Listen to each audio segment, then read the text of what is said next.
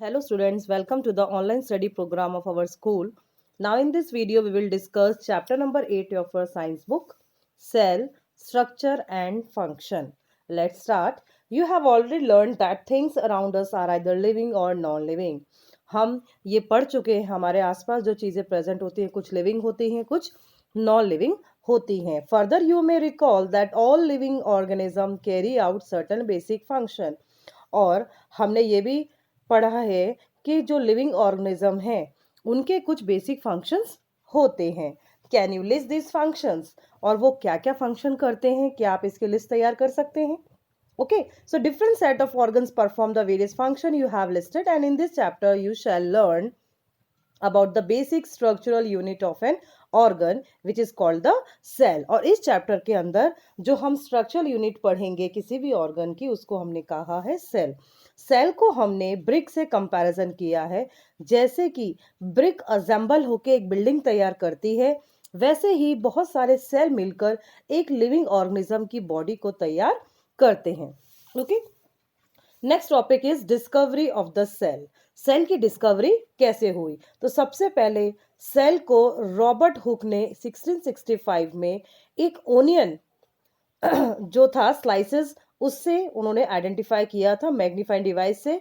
Cork, और इन्होंने cork से भी आइडेंटिफाई किया था. यहाँ पे कॉर्क का एग्जांपल दिया है. Cork is a part of the bark of a tree and he took thin slices of the cork and observe them under a microscope. इन्होंने क्या किया, जो पतली पतली स्लाइसेस इन्होंने कॉर्क की निकाली और उसको माइक्रोस्कोप के अंदर ऑब्जर्व किया और उन्होंने कुछ इस तरह जो इस प्रकार से पैटर्न नोटिस किए. देखिए यहाँ पे ये कॉर्क सेल का दिया है पैटर्न आपके फिगर में. यहाँ से आपने क्या देखा, these boxes appeared like a Honey com. ये आपको ऐसा लग रहा होगा कि जैसे कि हनी कॉम है. And he also notice that one box was separated from the other by a wall और पार्टीशन. और आपको ये भी दिख रहा है कि एक बॉक्स दूसरे बॉक्स से सेपरेट दिख रहा है. ठीक है, वॉल के जैसे इसमें पार्टीशन भी हमें दिख रहे हैं. Hooke coined the term cell for each box. Hooke ने सबसे पहले ईच जो सेल थे उसको उन्होंने जो नाम दिया, उन्होंने सेल का नाम दिया हर बॉक्स को. What Hook observed as boxes or cells in the cork were actually dead cell. जो भी उन्होंने ऑब्जर्वेशन किया था हुक ने वो एक्चुअली डेड सेल्स थे. Cells of living organism could be observed only after the discovery of improved microscope. Cell की जो डिस्कवरी है उसके बाद में जब जो इम्प्रूव्ड माइक्रोस्कोप बनाए गए तब ज़्यादा इसकी डिस्कवरी हुई. And very little was known about the cell for the next 150 years after the Robert Hooke observation. Robert Hooke के ऑब्जर्वेशन के बाद में 150 ईयर्स के बाद में सेल का बहुत ज़्यादा मात्रा में इसको समझने के लिए डिस्कवरी हुई. Today, we know a lot about cell structure and its function because of improved microscopes having the high magnification. आजकल हम हाई मैग्निफिकेशन माइक्रोस्कोप्स के द्वारा सेल के बारे में बहुत ज़्यादा स्टडी कर चुके हैं. जैसे कि हम नेक्स्ट टॉपिक स्टार्ट करते हैं. Cell. Cell both bricks in a building and cells in the living organism are basic structural unit. जैसे किसी बिल्डिंग के लिए ब्रिक एक लिविंग एक बेसिक स्ट्रक्चरल यूनिट होती है वैसे ही सेल भी एक लिविंग ऑर्गेनिज्म के लिए एक बेसिक स्ट्रक्चरल यूनिट होती है. The brick building through built of a similar bricks have different designs, shapes and sizes. Similarly, in the living world, organisms differ from one another but all are made up of cell. जैसे buildings की design अलग अलग होती है but जो basic design होती है वो एक ही होती है. ऐसे ही लिविंग ऑर्गेनिज्म के अंदर भी जो सेल्स होते हैं वो डिफरेंट डिफरेंट शेप्स के होते हैं. Cells in the living organism are complex living structure unlike non-living bricks. Cell जो प्रेजेंट होता है वो कॉम्प्लेक्स लिविंग स्ट्रक्चर है बट नॉन लिविंग ब्रिक्स के जैसा वो नहीं होता है. तो यहाँ पर जो पहेली हैं वो कह रही हैं अ hen's eggs can be seen easily. Is it a cell or a group of cell? ये जो कह रही हैं कि जो हैन का एग है वो हम इजीली आइडेंटिफाई कर लेते देख लेते हैं. तो क्या है वो सेल है या ग्रुप ऑफ सेल है? इसका आंसर हमें नेक्स्ट पेज में मिलेगा. देखिए, the egg of a hen represent a single cell and is a big enough to be seen by the unaided eye. जो एग का हैन होता है वो एक सिंगल सेल है और वो बड़ा होता है इसीलिए हम उसको इजीली देख सकते हैं. नेक्स्ट टॉपिक है हमारा organism show variety in cell number shape and size. बहुत सारे जो ऑर्गेनिज्म होते हैं उनके सेल अलग अलग शेप के, डिजाइन्स के, साइज के होते हैं। जैसे हम लेते हैं यहाँ पे नंबर ऑफ सेल्स। अब देखिए हमने सेल्स को टू पार्ट में बेसिकली डिवाइड किया है, एक है मल्टी सेलुलर, एक है यूनिसेलुलर। मल्टी सेलुलर ऐसे सेल होते हैं जो कि एक से ज्यादा सेल से मिलकर बने हुए होती है उनकी बॉडी। ओके, उनको हम मल्टी सेलुलर ऑर्गेनिज्म कहते हैं। और जो यूनिसेलुलर होते हैं, यूनि मीन्स वन, उनकी जो सेल बॉडी होती है वो एक ही सेल से मिलकर बनी हुई होती है। जैसे यहाँ पे एग्जांपल आपको दी है अमीबा और पैरामीशियम का। ओके, अमीबा और पैरामीशियम क्या है? सिंगल सेल ऑर्गेनिज्म है। ओके, अगर हम बात करें जो अमीबा है, अब इसके पास कोई भी स्पेशल ऑर्गेनिज्म नहीं है, स्पेशल शेप नहीं है इसका, ठीक है, कोई स्पेशल इसका ऑर्गन नहीं है। ठीक है, नेक्स्ट पेज में हम देखेंगे a single cell organism perform all the necessary function that multi cell organism perform. जो सिंगल सेल ऑर्गेनिज्म होता है वो सारे फंक्शन करता है, ठीक है, जैसे कि मल्टी सेल ऑर्गेनिज्म करता है। ओके, और ये सारा जो काम होता है सिंगल सेल ऑर्गेनिज्म का, जैसे कि एग्जांपल लिया अमीबा का, कैप्चरिंग, डाइजेशन ऑफ फूड है, रेस्पिरेशन है, एक्सक्रीशन है, ग्रोथ है या रिप्रोडक्शन है, ये सारे similar function multi cell organism के जैसे ही करता है, जिसको हमने क्या कहा है? Tissue. Tissue in turn form a organ, और टिश्यू क्या होता है? ऑर्गन बनाता है। बहुत सारे जो सेल हैं वो मिलकर टिश्यू बनाते हैं और बहुत सारे टिश्यू मिलकर किसी भी ऑर्गन का फॉर्मेशन करते हैं। अगर हम शेप ऑफ सेल की बात करते हैं कि इसका क्या शेप है, ठीक है, तो shape of amoeba is unidentified, यानी कि उसका जो शेप है वो डेफिनेट शेप नहीं है। ओके, अब इसके जो प्रोजेक्शंस आपको दिखते हैं उनको हमने क्या कहा है? स्यूडोपोडिया। स्यूडो का मतलब होता है फॉल्स और पोडिया का मतलब होता है फिट। ओके, तो ये जो प्रोजेक्शन होते हैं ये कभी अपीयर होते हैं और कभी डिसअपीयर होते हैं अमीबा के अंदर। नेक्स्ट है जो ये बूजो है ये कह रहे हैं the change in the shape is due to formation of pseudopodia which facilitates movement and help in capturing food.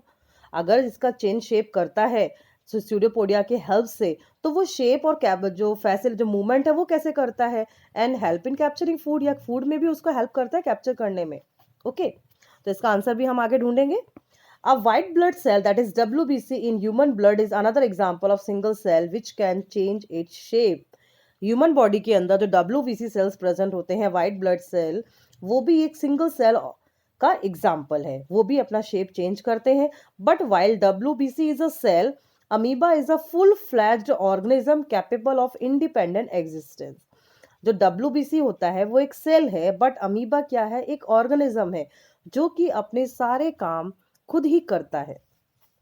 What shape would you expect in organism with millions of cells? Show different cells such as blood, muscle and nerve of human beings. The different shapes are related to their specific function. अगर हम अलग अलग cell की बात करें तो figure में आपको दिखाए हुए हैं 8.4 फिगर में बहुत सारे शेप के सेल्स होते हैं। जैसे देखिए जो ए फिगर है इसमें स्फेरिकल है, ठीक है, spherical red blood cells of human beings है। जो बी है वो स्पिंडल शेप है, मसल सेल का है, एग्जाम्पल है। और ये आपको दिख रहा है neuron, long branched nerve cell. Neuron, इसका स्ट्रक्चर हम डिटेल में 9th स्टैंडर्ड में भी पढ़ेंगे कि जो न्यूरॉन है ये आपको इसमें क्या क्या पार्ट्स इसके प्रेजेंट होते हैं। ओके, नेक्स्ट हम बात करते हैं साइज ऑफ सेल की, कि सेल का साइज क्या होता है। The size of the cell in living organism may be as small as millionth of a metre और may be a large as a few centimetre. जो साइज सेल का होता है किसी भी लिविंग ऑर्गेनिज्म का वो मिलियंथ, 1 मीटर का भी मिलियंस छोटा भी हो सकता है और बहुत ज्यादा फ्यू सेंटीमीटर लंबा भी हो सकता है। They need to be enlarged और मैग्नीफाइड बाय अ माइक्रोस्कोप। वो हम एनलार्ज करके मैग्नीफाइड माइक्रोस्कोप्स की हेल्प से देख सकते हैं। और जो स्मॉलेस्ट सेल होता है वो 0.1 टू 0.5 माइक्रोमीटर होता है बैक्टीरिया के अंदर। और अगर लार्जर सेल की बात करें वो है एग का, किसका एग है? ऑस्ट्रिच का एग है, 170 mm इंटू 130 mm। ये इतना बड़ा एग होता है ऑस्ट्रिच का। Okay, the size of the cell has no relation with the size of the body of the animal और प्लांट। जो सेल का साइज होता है उसका एनिमल बॉडी से कोई रिलेशन नहीं होता है। It is not necessary that the cell in and the elephant be much bigger than those in a rat. इसका मतलब ये नहीं कि एलिफेंट का जो सेल होगा वो ज्यादा बड़ा होगा रैट के सेल से। The size of the cell is related to its function. जो सेल का साइज होता है वो उसके फंक्शन से रिलेशन शो करता है। For example, nerve cell both in the elephant and the rat are along and branched. अगर हम नर्व सेल की बात करें, एलिफेंट और रैट के अंदर दोनों वो लॉन्ग होंगे और ब्रांच्ड होंगे, and they perform the same function that of transferring message. और इसका क्या फंक्शन है? मैसेज ट्रांसफर करना। ओके, नाउ हम पढ़ेंगे cell structure and function. Cell का क्या स्ट्रक्चर है और इसके क्या फंक्शन है।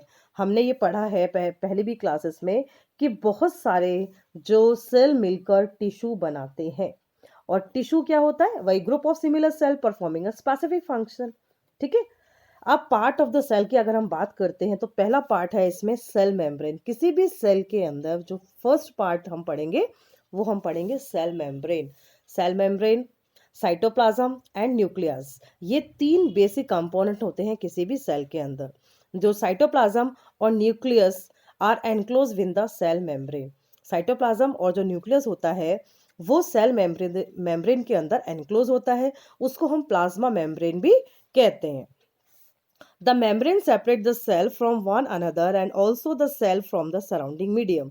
जो मेम्ब्रेन होती है वो सेपरेट करती है एक सेल से दूसरे सेल के अंदर। ओके, जो भी सराउंडिंग मीडियम होता है उससे वो सेपरेट करती है।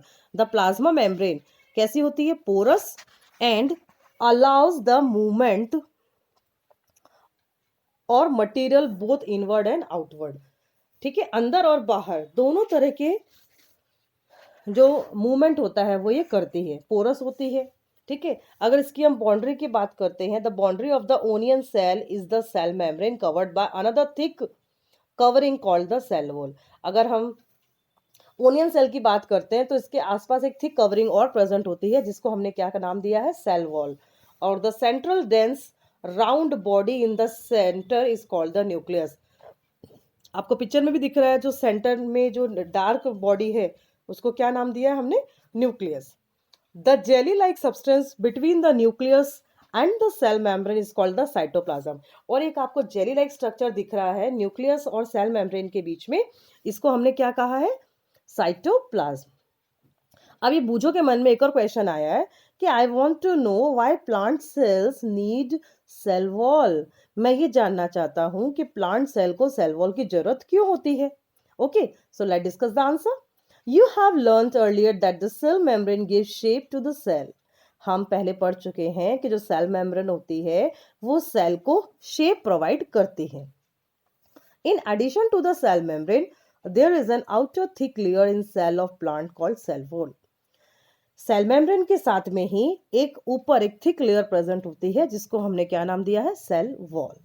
This additional layer surrounding the cell membrane is required by plants for protection. ये जो सेल मेम्ब्रेन प्रेजेंट होती है ये किसी भी प्लांट को प्रोटेक्शन प्रोवाइड करती है। Plant cell need protection against variation in temperature, high wind speed, atmospheric moisture. Plant को भी सराउंडिंग के अंदर कभी मौसम ठंडा होता है, कभी गर्म होता है, कभी जो हवा है बहुत तेज स्पीड में चलती है, कभी कम चलती है, तो उसके अकॉर्डिंग अपने आप को बचाने के लिए, प्रोटेक्शन के लिए उसको इस सेल मेम्ब्रेन की जरूरत पड़ती है। They are expose to this variation because they can not move. अब उनको ये वेरिएशन क्यों होता है उनके अंदर? क्योंकि वो मूव नहीं कर सकते हैं। जैसे हमें अगर सर्दी लगती है, ठीक है, ठंडक महसूस होती है, हम स्वेटर पहन लेते हैं, बट प्लांट ऐसा नहीं कर पाते हैं बिकॉज दे कांट मूव। सो वो अपने आप ही कुछ मॉडिफिकेशन करते हैं उनके बॉडी के अंदर और उसको प्रोटेक्शन प्रोवाइड करती है सेल मेम्ब्रेन। जैसे इसमें एक एग्जांपल दिया है, अगर हम ट्रेडिस्केंशिया, एलॉयडिया या रियो की लीव्स लेते हैं, you can prepare a slide in the case of onion. ठीक है, तो जैसे अगर ओनियन की आपने स्लाइड प्रिपेयर की है तो आप इन तीनों जो प्लांट की लीफ की आप इसकी भी स्लाइड तैयार कर सकते हैं। तो आप इसको ऑब्जर्व करेंगे। जैसे Paheli and ask Boojho if he can also observe animal cell. Paheli ने बूझो से पूछा कि आपने भी एनिमल सेल को देखा है। ठीक है, तो ये एक्टिविटी हम करेंगे लैबोरेटरी के अंदर। नेक्स्ट इसमें फिगर आपको दिया हुआ है, ये देखिए, ये ह्यूमन चीक सेल का फिगर है। अगर ह्यूमन चीक जो होता है उसका सेल आपको कैसा दिखेगा? ठीक है, तो इस प्रकार का सेल आपको दिखेगा माइक्रोस्कोप के अंदर। नेक्स्ट हमारा सेल स्ट्रक्चर है साइटोप्लाज्म। साइटोप्लाज्म क्या होता है? एक jelly like substance present between the cell membrane and the nucleus. Nucleus और सेल मेम्ब्रेन के बीच में एक जेली लाइक स्ट्रक्चर प्रेजेंट होता है जिसको हमने साइटोप्लाज्म कहा है। वेरियस अदर कंपोनेंट और organelles of cells are present in the cytoplasm. Cytoplasm के अंदर बहुत सारे सेल ऑर्गेनेली प्रेजेंट होते हैं, जैसे कि माइटोकॉन्ड्रिया, जिसको हम power house of the cell भी कहते हैं, Golgi bodies and ribosomes. Okay, इसकी डिटेल हम आगे क्लासेस में पढ़ेंगे। नेक्स्ट है हमारा न्यूक्लियस। न्यूक्लियस बहुत इंपॉर्टेंट कंपोनेंट है किसी भी लिविंग ऑर्गेनिज्म के लिए। It is generally spherical and located in the centre of the cell. ये जनरली स्फेरिकल शेप का होता है और ये किसी भी सेल में सेंटर में प्रेजेंट होता है। It can be stained and seen easily with the help of a microscope. Microscope के अंदर हम इसको इजीली देख सकते हैं। Nucleus is separated from the cytoplasm by a membrane called nuclear membrane. Nucleus किस साइटोप्लाज्म से सेपरेट करता है with the help of a membrane called nuclear membrane. This membrane is also porous and allow the movement of materials between the cytoplasm and the inside the nucleus. ये किस cytoplasm के अंदर material जो present होता है उसको movement करने में हेल्प करती है। With a microscope of higher magnification, we can see a smaller spherical body in the nucleus called nucleolus. अगर हमारे पास हायर मैग्निफिकेशन का माइक्रोस्कोप है तो उसके अंदर एक स्फेरिकल बॉडी भी आपको दिखेगी, जिसको क्या नाम दिया है? न्यूक्लियोलस। इन एडिशन, इसके साथ में ही nucleus contains thread like structure called chromosomes. Nucleus के अंदर ही एक थ्रेड लाइक धागे जैसा स्ट्रक्चर प्रेजेंट होता है जिसको हमने नाम दिया है chromosomes. These carry genes and help in inheritance और transfer of character from parents to the offspring। और ये जो जीन्स होते हैं, ठीक है, क्रोमोसोम के अंदर प्रेजेंट होते हैं, ये हम कैरेक्टर्स ट्रांसफर करते हैं पेरेंट से ऑफस्प्रिंग्स तक। And the chromosomes can be seen only when the cell divide. जब सेल डिवीजन होता है तब हम क्रोमोसोम्स को देख सकते हैं। Nucleus, in addition to its role in inheritance, act as control center of activities of the cell. Nucleus के अंदर ही सारी एक्टिविटीज होती हैं सेल की, and the entire content of a living cell is known as protoplasm. और and जो भी किसी भी लिविंग सेल के अंदर जो सारा कंटेंट होता है उसको हमने प्रोटोप्लाज्म कहा है। It include the cytoplasm and the nucleus. उसके अंदर साइटोप्लाज्म और न्यूक्लियस प्रेजेंट होता है। Protoplasm is called the living substance of the cell. Protoplasm को हमने किसी भी सेल का लिविंग सब्सटेंस कहा है। ओके, यहाँ पे जो पहेली है वो क्वेश्चन कर रही हैं। पहेली wants to know if the structure of the nucleus is the same in the cell of plant, animals and bacteria। क्या किसी भी सेल के अंदर, चाहे वो प्लांट हो, एनिमल हो, बैक्टीरियल हो, क्या न्यूक्लियस का स्ट्रक्चर सेम होता है? ओके, तो यहाँ पे इसके कुछ क्वेश्चन का आंसर मिलेगा। The nucleus of the bacterial cell is not well organize like the cell of the multicellular organism. Bacterial cell के अंदर जैसा कि न्यूक्लियस होता है वेल ऑर्गेनाइज नहीं होता है मल्टीसेलर ऑर्गेनिज्म के जैसे। There is no nuclear membrane, उसके अंदर कोई भी न्यूक्लियर मेम्ब्रेन नहीं होती है। And the cell having nuclear material without nuclear membrane are termed as prokaryotic cell. ऐसे सेल जिसके अंदर न्यूक्लियर मेम्ब्रेन नहीं प्रेजेंट होती है उसको हम प्रोकार्योटिक ऑर्गेनिज्म कहते हैं। प्रो मीन्स होता है प्रिमिटिव और कार्योन मीन्स न्यूक्लियस, जैसे कि बैक्टीरिया और ब्लू ग्रीन एल्गी। ओके, और कुछ सेल्स ऐसे होते हैं जैसे कि ओनियन सेल और चीक सेल्स, इसके अंदर वेल ऑर्गेनाइज न्यूक्लियस प्रेजेंट होता है, उसको हमने नाम दिया यूकार्योटिक सेल। ओके, जो कि बैक्टीरिया और ब्लू ग्रीन एल्गी में प्रेजेंट होती है। यू मतलब होता है ट्रू और कार्योन मीन्स न्यूक्लियस, यानी कि ट्रू न्यूक्लियस प्रेजेंट होता है। ओके, तो ये डिफरेंस है हमारे यूकार्योटिक और प्रोकार्योटिक सेल के अंदर। नेक्स्ट, अगर हम ऑब्जर्व करेंगे किसी भी ओनियन सेल को, ठीक है, तो आपको एक बीच में कुछ ब्लैंक स्ट्रक्चर आपको दिखेगा जिसको नाम दिया है हमने vacuole. Okay, it could be single and big as in an onion cell. ये एक सिंगल होता है और ओनियन सेल के अंदर ये बहुत बड़ा दिखता है। चीक सेल्स हैव स्मॉलर वैक्यूल, जबकि जो चीक सेल होता है उसमें स्मॉलर वैक्यूल प्रेजेंट होता है। Large vacuoles are common in plant cell, vacuoles in animal cell are much smaller. Plant cell के अंदर जो वैक्यूल होता है वो बड़ा होता है और एनिमल सेल के अंदर वैक्यूल छोटा होता है। ठीक है, आप फिगर में देख सकते हैं, ये आपको प्लांट सेल और एनिमल सेल का फिगर दिया हुआ है। यहाँ पे देखिए प्लांट सेल के अंदर कितना बड़ा वैक्यूल है।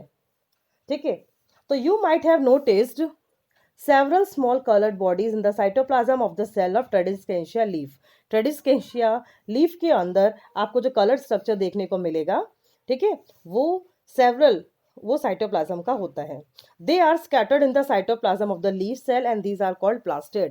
और वो लीफ सेल के अंदर बिखरे होते हैं, उनको हमने नाम दिया है plastid. They are of different color, वो अलग अलग कलर्स के होते हैं। Some of them contain green pigment called chlorophyll. And green coloured plastids are called chloroplast. और ग्रीन कलर पिगमेंट हम पहले ही पढ़ चुके हैं, क्लोरोफिल होता है, और जो ग्रीन कलर प्लास्टिड्स को हमने क्लोरोप्लास्ट नाम दिया है। They provide green colour to the leaves, वो लीव्स को ग्रीन कलर प्रोवाइड करते हैं। You may recall that chlorophyll in the chloroplast of leaves is essential for photosynthesis. हमने ये भी पढ़ा है कि क्लोरोफिल बहुत ज़्यादा ज़रूरी है, ठीक है, लीव्स के अंदर, क्योंकि ये फोटोसिंथेसिस प्रोसेस में बहुत ज़्यादा हेल्पफुल होती है।